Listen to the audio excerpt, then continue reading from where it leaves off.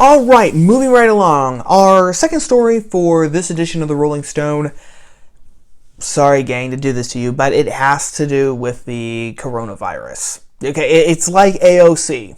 As long as she is in office, as long as she is in the public eye, she will provide us with stories that we will cover here on the Stone. And it's the same thing with the coronavirus. Now, this story actually begins with some good news because this past week, states and local governments started easing back on the stay-at-home orders and the lockdown orders that were put in place really starting in March, almost 2 months ago.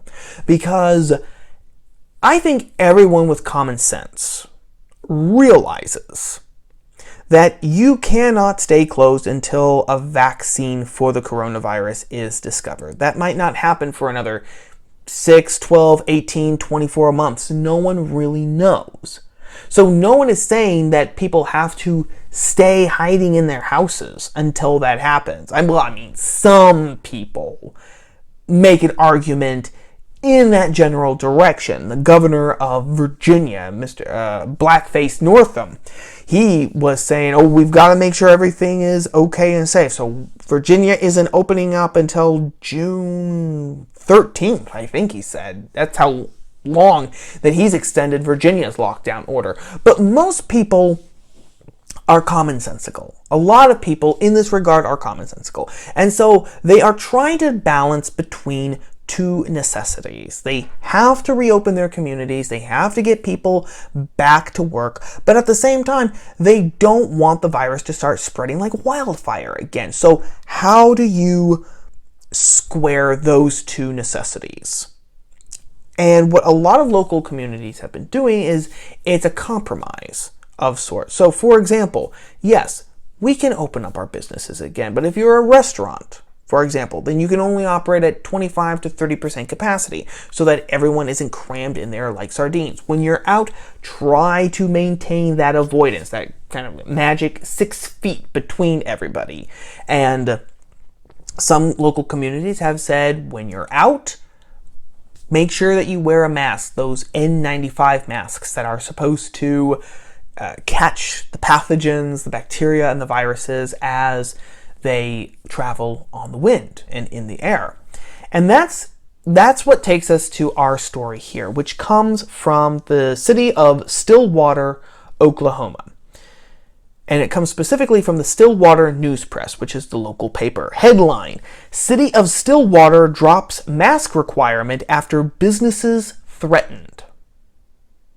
Yeah, you heard that right. Businesses threatened because of a mask requirement. Let me just read to you the first couple of paragraphs of this story. Quote, an emergency declaration that took effect at midnight Friday has been amended after businesses reported their employees were being threatened with physical harm by members of the public who didn't want to wear face coverings. Stillwater Mayor Will Joyce released the amended emergency proclamation just 16 hours after it was enacted in response to concerns voiced by residents and the proprietors of businesses, according to a City of Stillwater release. The changes make the wearing of face coverings in retail establishments optional rather than mandatory for customers, although it is still strongly recommended. Employees are still required to wear them, and the proclamation is extended to 11:59 p.m. May 31st. Honestly, I don't know why it's 11:59 p.m. May 31st instead of just 12 noon on June 1st. I think that it's a psychological trick, rather like the ones where they price something at $9.99 because it's not $10. Your mind thinks, oh wow, that's a really good deal. It's really cheap, but whatever. So yes, residents of Stillwater, Oklahoma are threatening their neighbors, the people, their local Stillwater residents, who happen to be employees of these businesses, because these employees are reminding them of this city emergency declaration that says, hey, if you're out in public, everyone wear a mask. There are so many problems with this story. So many problems with what is happening here in Stillwater. In the first place, and it was a point that Rod Dreher over at the American Conservative raised, in the first point, I mean, this is just ridiculous. This is absolutely ridiculous. That even though your community is being reopened, you're still going to raise a ruckus because you have to wear a face mask? Really? I think that wearing a face mask is a small price to pay to taking a substantial step in the right direction of getting things back to normal. Honestly, I don't know if anything will ever get back to normal, in the sense that, it'll go back to like it was last year in September when no one had even heard about the coronavirus, COVID-19. I don't know if we can, because the world has changed substantially, whether we want to admit it or not. But that's another discussion for another time.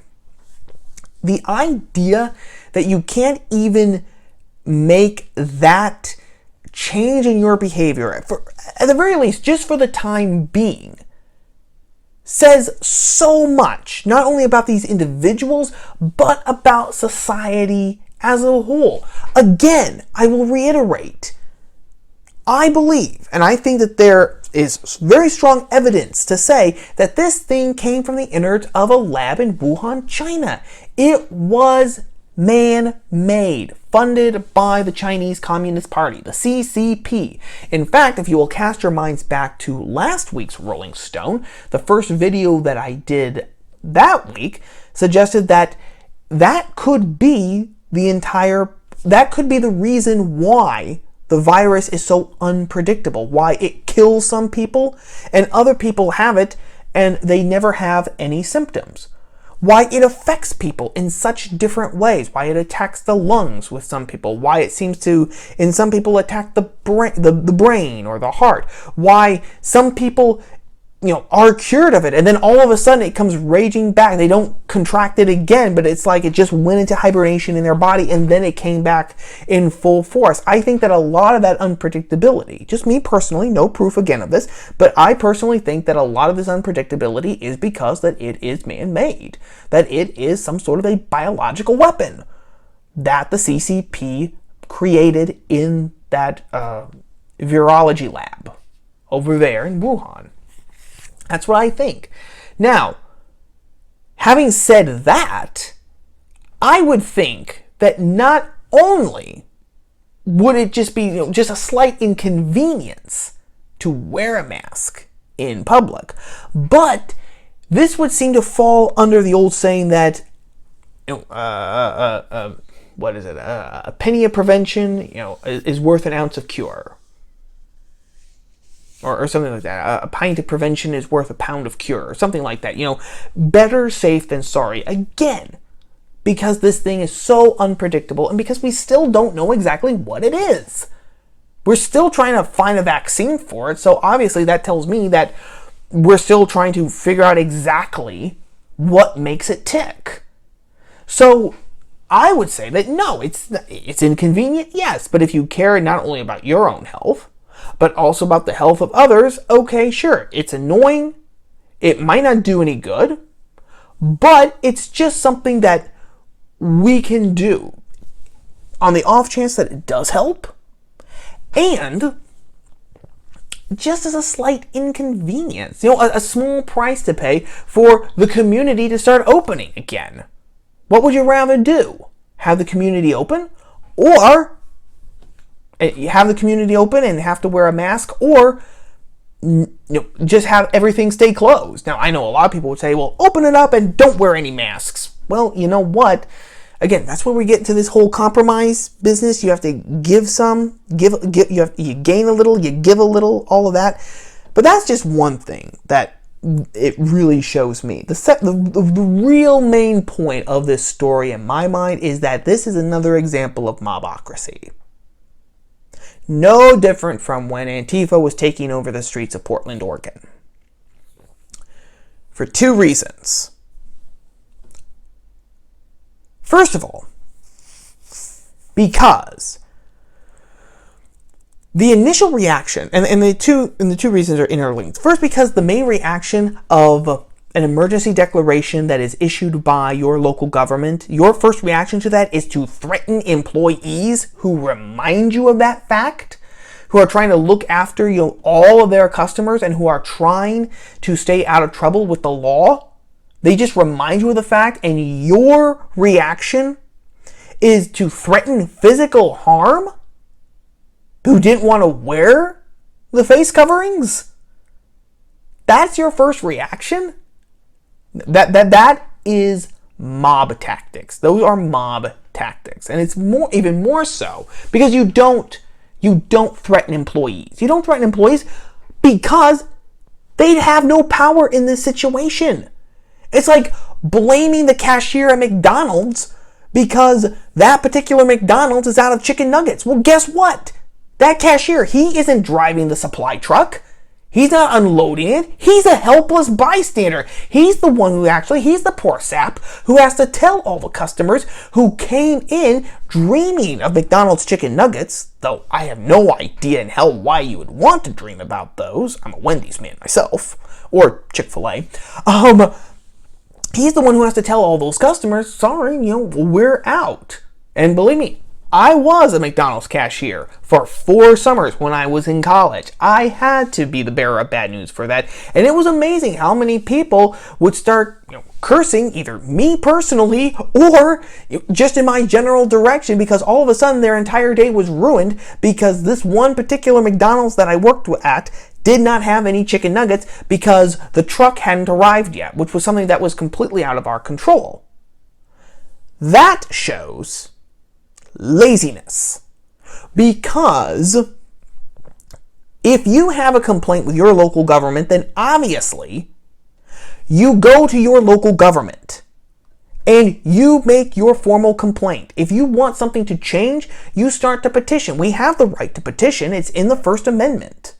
It's recognized in the First Amendment. So we go out, we talk with our neighbors. We have these things called laptops now, and we have smartphones, and we can email and text, and we can message, and we can FaceTime and everything. We have so much opportunity to canvass and to petition to get a change that we believe in done in our local communities or in our states. It is so much easier now than it was in the past.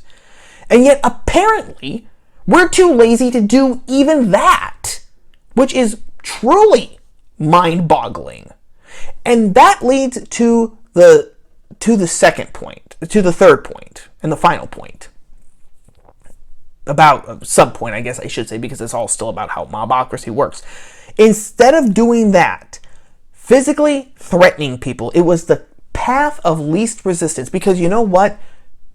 Getting people onto your side, petitioning your local government, whether it's the city council and or the mayor, or if you don't know how to petition, if you don't know how to do that, how to influence your local government, learning how it works, learning who's in what office so that you can start making changes, that's too much work. And we've got Netflix and Disney Plus and Amazon Prime and TikTok by now. Oh God, yes, we've got TikTok. We've got TikTok videos to watch, for goodness sakes.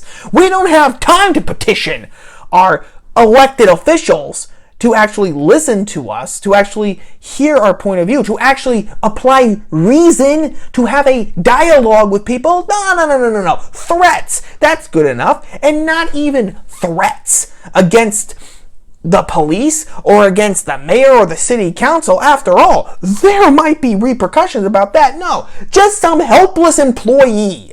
A college student or a high school student. Maybe it was a little old lady. I don't know, and I don't really care.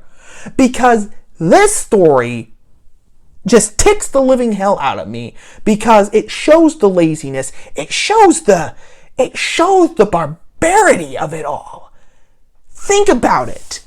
In the 21st century, in a town, okay, we're not talking about strangers from out of town or anything. We're talking about a town. We're talking about a town in Oklahoma, which has a population here, okay? Let me just do a quick check. 50,000 people, okay? So it is a smaller community. It's not puny, but it is a smaller community. The town I live in right now has 77,000 people, okay? So it's smaller than this, and this is a medium-sized town. Okay, so it tends on the smaller side of the scale. The barbarity of doing that in a local community, just starting to threaten people because you don't like what your local government is doing, it's lazy, it's barbaric, and it's cowardly. It's absolutely cowardly, because you know what else you could do? You know what else you could do? If you were just absolutely adamant that you were not going to wear a mask when you went out in public, and if you actually did petition the local government of Stillwater, and you went through every single possibility, and the answer kept coming back, no, no, no, no, no, no, no, no, no, then guess what? Just don't wear a mask. If it means that much to you, don't wear it. Don't wear the mask. But I don't think that a lot of people would, because that might actually mean having to face the consequences of your actions, because then you're technically breaking the law. And the police, if he pulls you over, if he sees that you're not wearing a mask, he could write you a citation. He could write you a ticket. And people don't want to face the consequences of their actions. They don't want to. They're all for civil disobedience. Oh yeah, we love that rebellion. We love that civil disobedience. But when it actually comes time to pay the piper, and to actually pay the consequences of that civil disobedience, no one actually wants to sign the check. No one does. We want to take part of the civil disobedience, but we don't actually want the consequences of that. I hate to be the bearer of bad news, as I usually am, but you cannot have civil disobedience unless you accept the consequences. Because the consequences are the only thing that makes civil disobedience actually mean anything. That's what gives it its power. It's the fact that, no, I believe in this so much, I am willing to go to jail. I am willing to pay a fine in order to stay true to my beliefs. But again, we've become lazy. We have become so damn lazy. And ultimately, what this means, because people cannot reason, they cannot have a dialogue, they cannot position because they don't know how, or they're too lazy, or whatever the reason is, it reconfirms, actually, all the people here saying that they don't want to wear masks because it's their freedom and it's their rights, are actually showing again that they can't have freedom, that they don't deserve it, that they have to be ruled like a bunch of malcontent 5-year-olds because that's how they are acting. Now, that's basically it in a nutshell. That's basically it. And it goes again with what I said in the video that I posted on Wednesday, our regular On the Stone video, what Edmund Burke said, intemperate minds cannot be free. Well, this has shown that we are sorely lacking intemperate minds. And that's a problem that we better work at if we actually want to retain our freedom. Because like I said in my video, we can rant and rave about the mayors and the governors and everyone else in between, but until we can actually govern ourselves, we're not going to be free. There's our food for thought for this week, and that's story number 2.